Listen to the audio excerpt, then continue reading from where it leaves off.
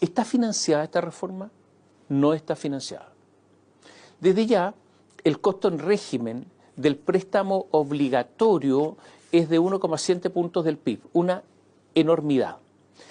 Como el Estado se acerca además al 1.000.000 de empleados, el Estado va a tener que pagar el aumento de la cotización de estos empleados, lo que obliga a un gasto adicional del Estado en sus empleados de miles de millones de dólares.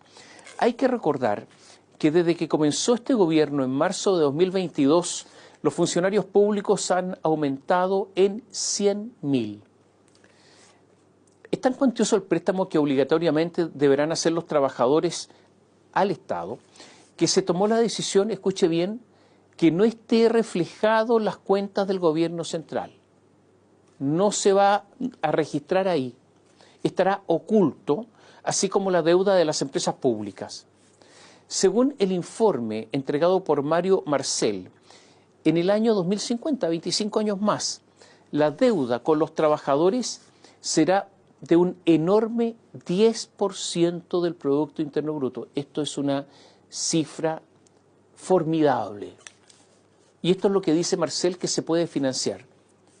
Yo creo que no es financiable. Mario Marcel apuesta a que parte se compensaría con aportes fiscales, pero resulta claro que hoy no hay ninguna base para sostener que Chile va a contar con los recursos para esos aportes y para pagar esa deuda. Me parece evidente que se va a incrementar el déficit fiscal y que la deuda va a aumentar. Ocurre que cuando no hay plata, usted sabe que las deudas no se pagan. Esto es lo que ocurre, por ejemplo, cuando una empresa quiebra. Una empresa quiebra cuando tiene deudas, le exigen el pago, pero no tiene plata para pagar. El Estado ya no tendrá que echar mano a los fondos de la AFP, como querían los que hoy gobiernan, sino que con el préstamo obligatorio, la plata del trabajador va a pasar directamente al Estado. ¿El Estado va a devolver esa plata? ¿Tendrá en ese momento el dinero suficiente para devolverlo? En la proposición de Mario Marcel ha habido opacidad, además, sobre el Fondo Autónomo de Protección Previsional, que administrará un fondo enorme que corresponde al 1% del PIB del Producto Interno Bruto. Naturalmente que todo esto tendrá efectos en el empleo, porque será más caro contratar y aumentan las ventajas para el empleo informal, ese que nada cotiza. Mario Marcel ha calculado que la destrucción de empleo será de 100.000 puestos de trabajo, lo que podría ser una cifra conservadora.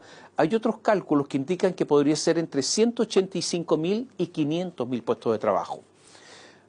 Poco antes de que se pronunciara el Consejo Fiscal Autónomo sobre la sostenibilidad financiera de este proyecto, Andrea Repetto, que es una economista que no es de derecha, se hacía preguntas sobre la reforma. ¿Qué preguntas hacía? ¿Está enteramente financiada? ¿En el corto y largo plazo? ¿Es el nuevo Fondo Autónomo de Protección Previsional sostenible? ¿Resiste ante posibles crisis? ¿Recaudará la nueva ley de cumplimiento tributario que financiará esta reforma lo que se espera? Hay serias dudas sobre la capacidad técnica del ministro de Hacienda, Mario Marcel, y la directora de presupuestos, Javiera Martínez, porque ellos han errado en los últimos tiempos en todas sus proyecciones, en cuanto al nivel de ahorro, nivel de inversión, en cuanto al crecimiento, en cuanto a la deuda. Cuando dictaron la norma de retorno de capitales en el exterior, calcularon que iba a rentar, a ingresar cerca de 600 millones de dólares. Esto ocurrió hace poco, recién. Y solo lograron el 15% de sus cálculos. La verdad es que es una situación bastante grotesca. Son estos errores los que justamente hacen dudar de las proyecciones de Hacienda en cuanto a la sostenibilidad fiscal de la reforma previsional y del rendimiento de la ley de cumplimiento tributario para financiar la pensión garantizada universal. Algunos hablan ya que, en virtud de todos los errores que ha cometido Marcel, y si es que comete el error con la reforma previsional, se estaría disputando el galardón de peor ministro de Hacienda desde el retorno a la democracia con, ustedes lo recordarán, Alberto Arenas, el que estuvo en el segundo gobierno de Michelle Bachelet.